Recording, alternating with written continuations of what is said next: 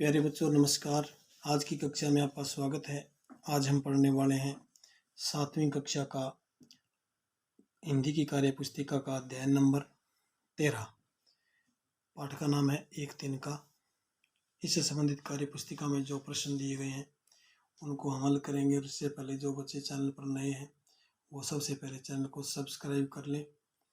यानी अभी तक आपने चैनल को सब्सक्राइब नहीं किया हो तो सब्सक्राइब अवश्य करें और अपने साथियों को आगे फॉरवर्ड जो भी कर सकते हैं वीडियो। तो इस पाठ में प्रश्न नंबर 1 में क्या पूछा गया है कि कविता में दबे पांव कौन भाग रहा है। कविता में कौन भागी? दबे पांव ऐंठ भागी। अकड़न घमंड था वो भाग कर निकल गया। दूसरे प्रश्न पूछा कि दबे पांव का मतलब क्या होता है कि बिना आट के ही बिना पता चले काम कर देना, वो होता है दबे पांव। दबे पांव कब कब भागना पड़ता है? जब कोई गलत कार्य हो जाता है तो है दबे पांव ही भागना पड़ता है, आठ नहीं, पता ना चले कि ऐसा हमारे से हो गया। इसके साथ ही प्रश्न नंबर 4, क्या तुम्हें कभी दबे पांव भागना पड़ा और क्यों भागना पड़ा? कि जब गर्मियों की दोपहर को खेलने के लिए बाहर जाना हो और घर वाले मना कर दे तब हम बिल्कुल दबे पांव निकलते हैं ताकि घर वालों जो सो रहे हैं दोपहर में उनको पता ही ना चले कि बच्चे बाहर जा रहे हैं। पता चलेगा तो वो जाने नहीं देंगे, इसलिए दबे पांव बच्चे बाहर निकलते हैं। इसके बाद प्रश्न नंबर 5, मूठ देने मूठ देने लोग कपड़े की लगे, इस पंक्ति से तुम क्या समझते हो? यानी कपड़ा इकट्ठा करके आंख दबाना।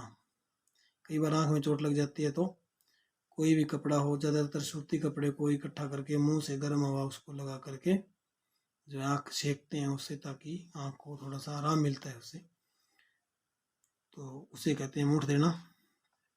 इसके बाद प्रश्न नंबर 6, तुमने अपने आस पास किसी ऐसे व्यक्ति को देखा होगा जो बहुत घमंडी हो, उसके बारे में लिखो। तो उसके बारे में हमें लिखना है।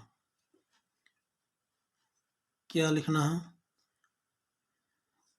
ऐसा व्यक्ति हो जो घमंडी और आपके आसपास रहता हो।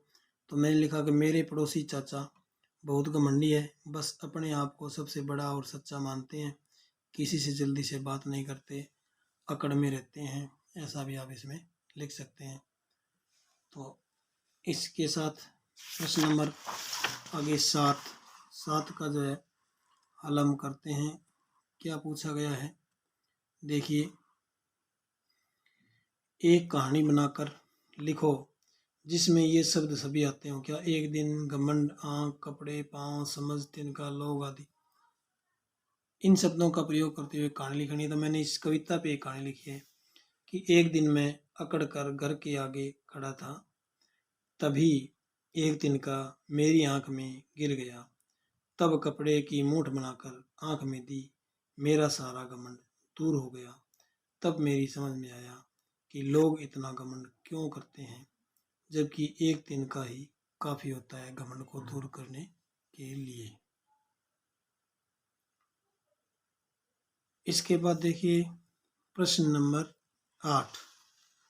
प्रश्न नंबर 8 में पूछा गया है कि क्या तुम्हारे साथ कभी ऐसा हुआ है कि तुम्हारी आंख में कुछ गिर गया हो और तुम परेशान हो गए हो, उसे बाहर निकालने के लिए तुमने क्या किया? हाँ, होता ही है, हुआ है। उसे आंख से बाहर निकालने के लिए सूती कपड़े का प्रयोग किया जाता है। जब आंख में कुछ गिर जाए तो सूती कपड़े को प्रयोग करके आंख में घुमाया जाता है, जिससे वो वस्तु जो है बाहर निकल जाती है और आंख ठीक होने लगती है। आगे है, नीचे दिए गए मुहावरों का अर्थ लिखो। डूबते को तिनके का सहारा, विपत्ति में पड़े हुए व्यक्ति को थोड़ा सहारा ही काफी है। विपत्ति में पड़ा कोई व्यक्ति और उसको कोई सहारा थोड़ा सा भी दे दे तो वो काफी होता है। चोर की दाढ़ी में तिनका, दोषी व्यक्ति स्वयं डरता है। इसका अर्थ होता है कि चोर की दाढ़ी में तिनका मतलब दोषी व्यक्ति स्वयं डरता है। इसके बाद देखिए, तिनका को हम ऐसे भी लिख सकते हैं तीन का। कुछ शब्द ढूंढकर लिखो जिसे इस तरह लिख सकते हैं, जैसे तेरा, मेरा, साथ। और भी शब्द आप इसमें लिख सकते हैं। इसके बाद देखिए चित्र दिए गए हैं। इन चित्रों को देख करके एक कहानी बनानी थी। मैंने क्या बनाई देखो सभी चित्रों में। पहले चित्र में एक घोड़ा और एक गधा मेरे को दिखाई दे रहा है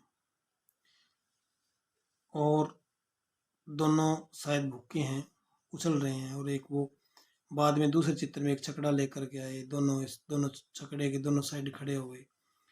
घोड़ा ऊपर उछला तो गधा ऊपर हो गया छकड़े से। छकड़ा ऊंचा एक साइड से जो है ऊंचा उठ गया, जिसके कारण गधे ने पेड़ के पत्ते फल खाए। फिर गधा जैसे नीचे गिरा